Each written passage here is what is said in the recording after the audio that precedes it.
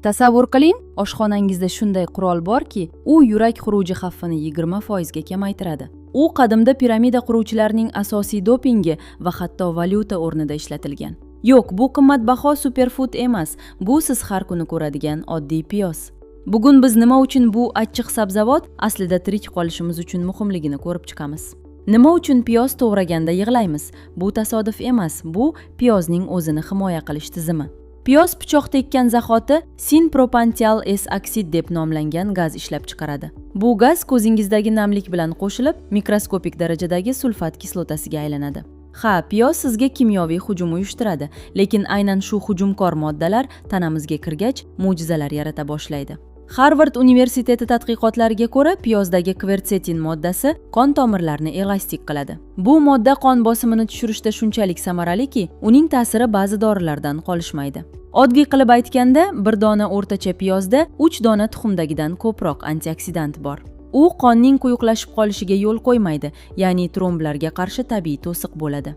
Tadqiqotlar piyozni muntazam iste'mol qilish yomon xolesterinni 15% ga kamaytirishini ko'rsatadi. Bilasizmi, qadimgi Misrda piramidalarni qurayotgan ishchilarga piyoz majburiy berilgan. Nega? Chunki u chidamlilikni oshiradi va infeksiyalarni o'ldiradi.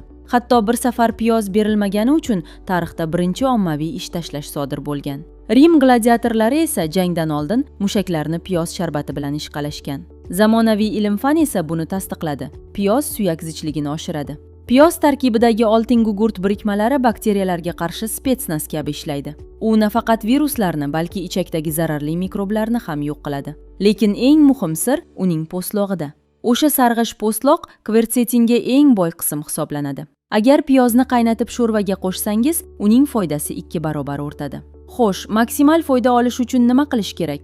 Birinchidan, piyozni kesgandan keyin 10 daqiqa kuting. Ikkinchidan, hididan qo'rqsangiz, piyozdan keyin petrushka yoki olma yeng. Kuniga atiga yarimta xom piyoz yeyish organizmni ko'plab kasalliklardan himoya qiladi. Bu sizning salomatligingiz uchun eng arzon va eng kuchli investitsiyadir. Siz piyozni xush ko'rasizmi yoki faqat ovqat ichida yeysizmi? Izohlarda yozing. Agar bu ma'lumot foydali bo'lgan bo'lsa, videoga like bosing va kanalimizga obuna bo'ling.